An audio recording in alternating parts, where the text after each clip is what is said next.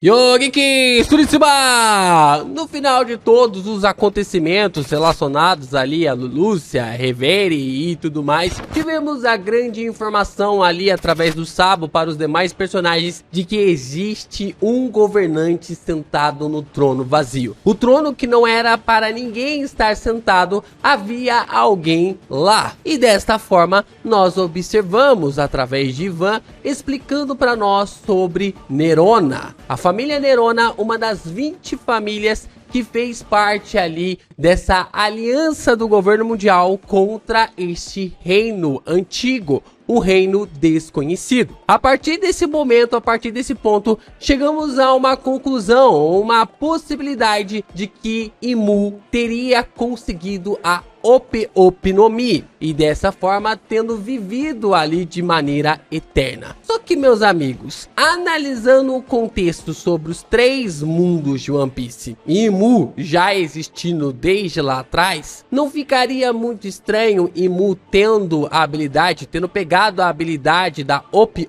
no Mi apenas do segundo mundo para o terceiro? Será que Imu não tem outros aspectos que podem realmente conectar a Lily de forma mais precisa? É o que nós vamos discutir depois da vinheta.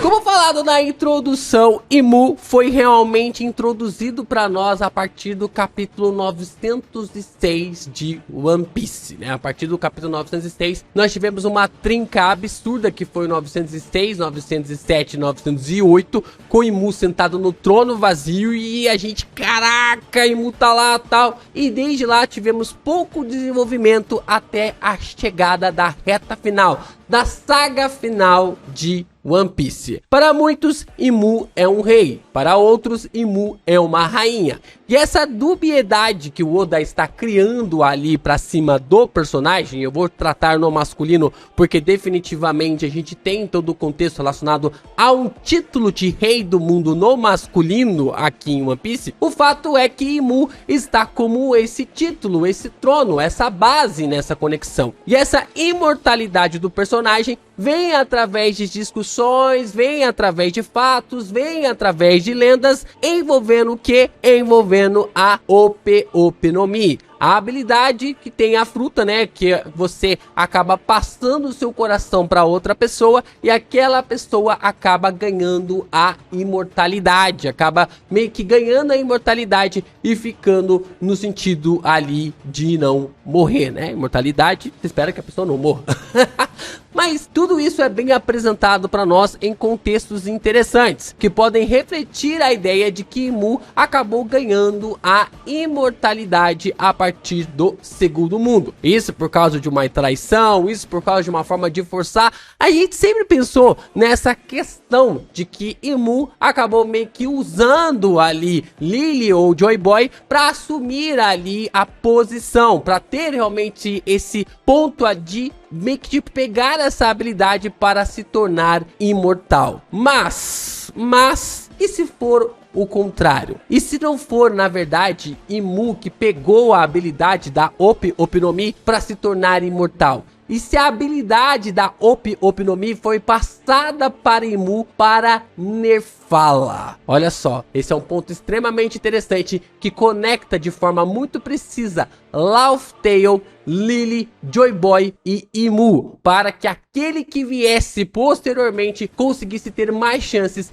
para vencer este monstro. Ah, eu sei que eu consegui fisgar a sua curiosidade, a sua atenção com toda essa base apresentada até agora. Então eu acho que a sua curiosidade merece aqui um like para esse vídeo, se inscrever aqui no canal e também compartilhar os nossos conteúdos por aí. É muito importante você continuar reagindo, comentando, divulgando ainda mais os nossos vídeos para que o YouTube continue a meio que espalhar ainda mais os nossos vídeos de One Piece aqui na plataforma, né? A gente já tá fazendo os preparativos aqui para a chegada de Imu e God Valley.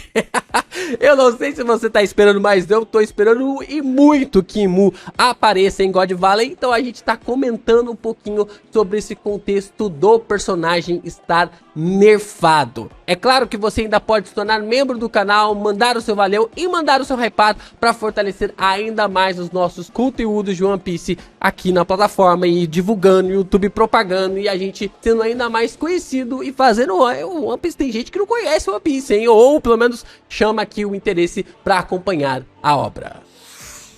Vamos lá, né? Eu sei que muita gente não gosta e calma, eu não vou fazer as inversões malucas aqui nesse vídeo, eu não vou fazer, mas só vou referenciar. Eu sei que muita gente não gosta das teorias sobre inversões, sobre os Goroaces e tudo mais, mas aqui vai um ponto interessante sobre paralelos de personagens. Você pode não gostar de inversões, mas não tem como negar que Crocodile e Doflamingo têm características de Imu, né? Possui características de Imu. Nós temos a visualização completa, né? Imu é o rei, né? O rei do mundo que tem os Cavaleiros de Deus. Grupo que acaba seguindo ali as ordens dessa pessoa, dessa criatura, e que definitivamente tenta colocar a ordem no mundo sobre os piratas. O que nós temos? Temos a mesma base ali para o Crocodile e também para o Doflamingo. O Crocodile, ele só não se tornou rei, não conseguiu se tornar rei ali em Alabasta, mas na prática ele era o rei em Alabasta, né? O Rei Cobra estava completamente meio que tipo assim,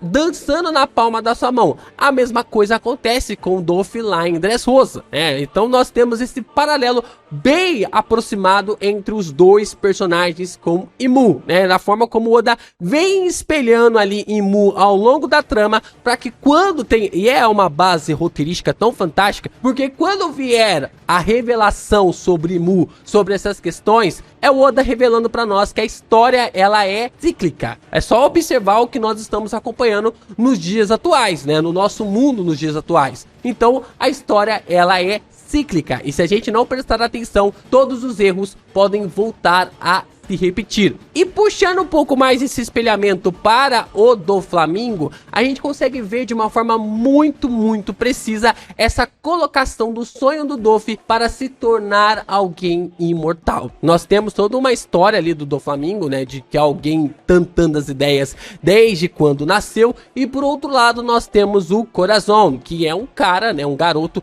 que ele foi adotado pelo Sengoku, cresceu ali com outras perspectivas, com outras ideias e passou a ser uma pessoa boa, passou a ser uma pessoa que tinha o ideal bom. Depois de um tempo, o Coração acaba voltando ali para o grupo, né, da família Don Quixote e definitivamente começa a ajudar o seu irmão através dos planejamentos e tudo mais, só que infiltrado na relação ali com o Sengoku. Então nós temos o Vergo infiltrado na marinha e o Corazon meio que infiltrado ali na família Don Quixote. O fato que nós temos aqui é que Doflamingo queria a Opi Opi no Mi, e o plano dele era que o Corazon comesse a Opi Opi no Mi e passasse depois o seu coração, né, tivesse essa troca de coração para que ele vivesse eternamente. E é um espelhamento porque Doff já sabia que existia alguém sentado no trono vazio e ele sabia que essa pessoa também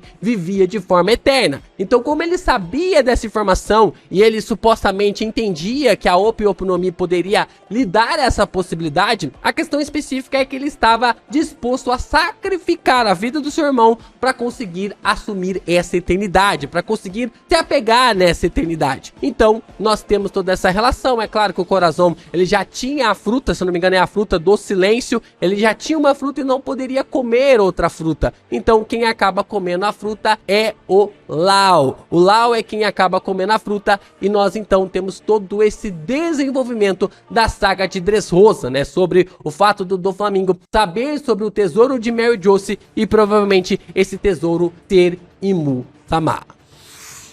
Só que, como eu falei pra vocês, temos uma base bem interessante aqui.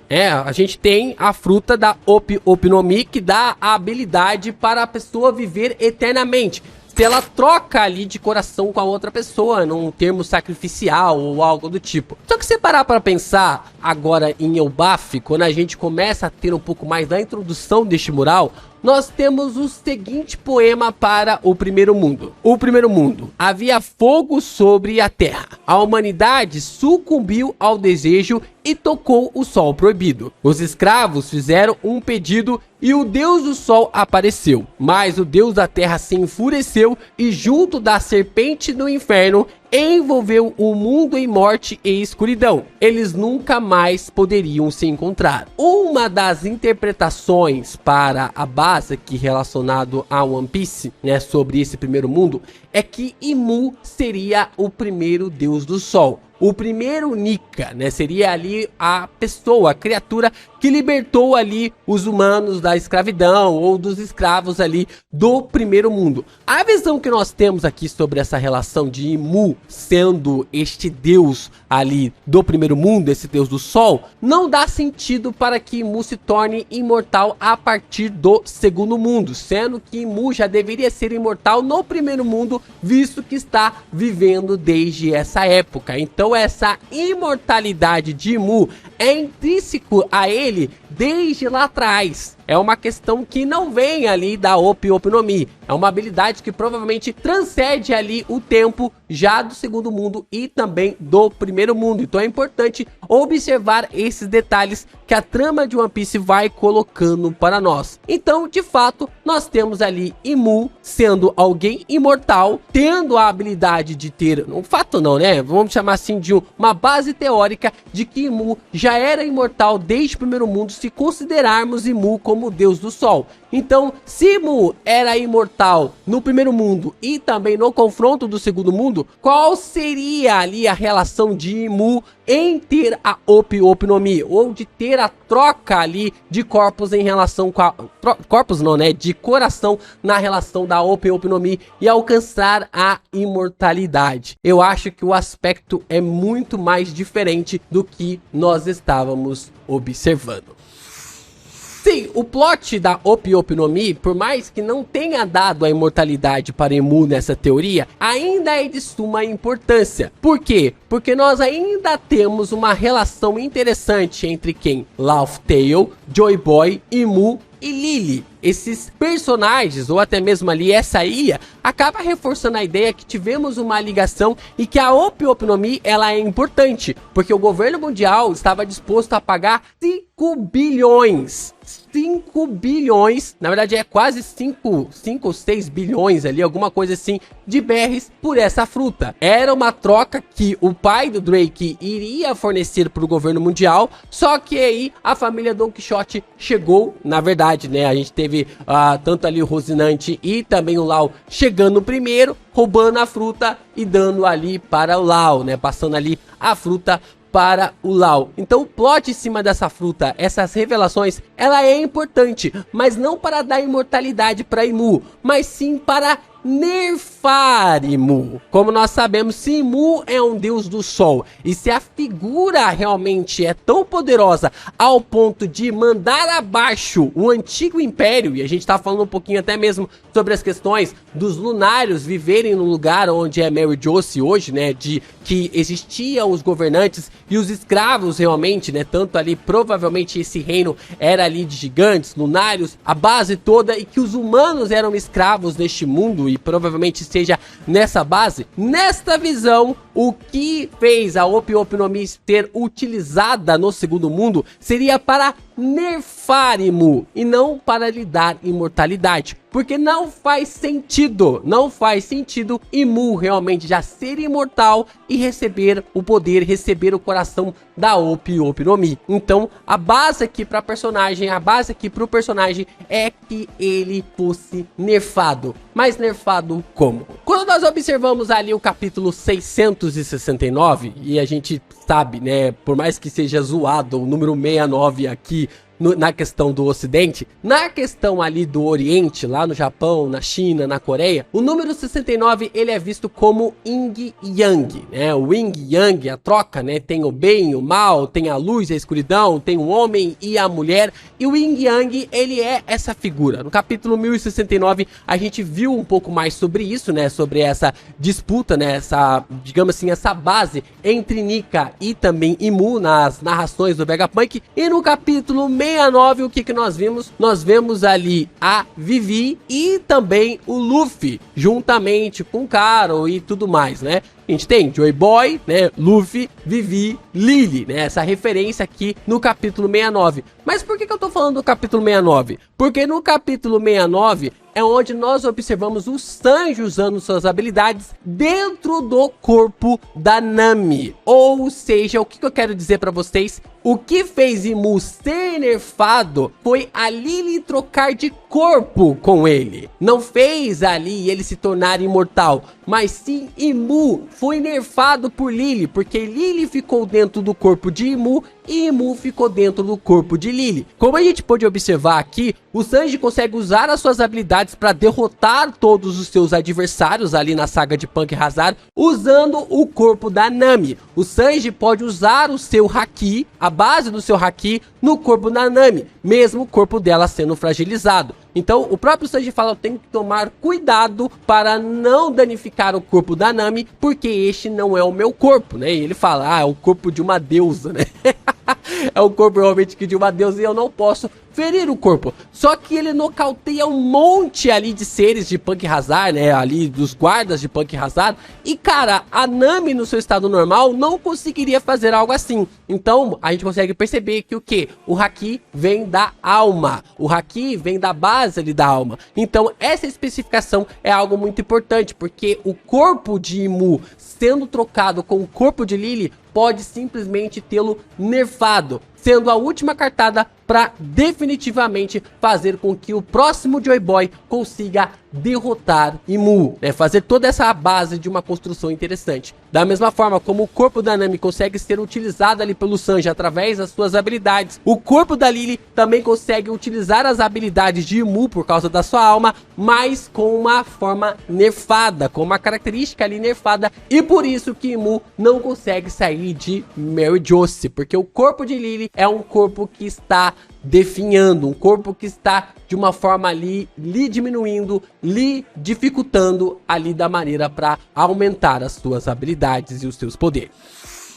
Então pra mim esse seria o plano máximo da Lily pra nerfar Imu, né, de ter uma forma definitiva, né, porque ela é uma infiltrada, como nós sabemos. Imu até agora, né, até capítulos recentes, nem imaginava, desconfiava, mas não tinha certeza se Lily era uma Di, e como podemos ver, ela era uma Di e acabou lhe traindo, acabou assumindo essa figura para uma traição, uma característica ali de uma traidora, né. Então Lily era para fazer parte das 20 famílias fundadoras e acabou meio que traindo Imu, se revelando como uma Di. Nessa perspectiva, então, temos o plano sendo dividido em duas partes, em duas formas. Na visão de que Lily deveria trocar de corpo com Imu, Lily pegaria o corpo de Imu e desta maneira fazia com que o seu corpo, com que ela morresse ou coisa do tipo, tivesse que ser selado em algum lugar, tivesse que ser colocado em algum lugar. E este selamento é em Laugh Tale.